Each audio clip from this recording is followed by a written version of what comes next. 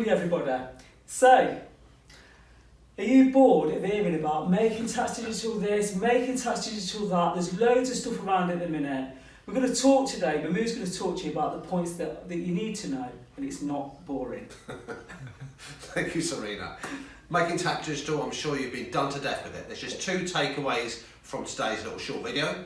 Number one, 1st of April 19, it kicks in. If you're VAT registered and you're £85,000 a year plus, it applies to you.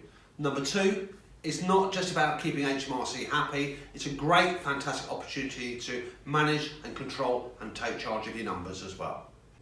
So we're today taking the boredom out of MTD.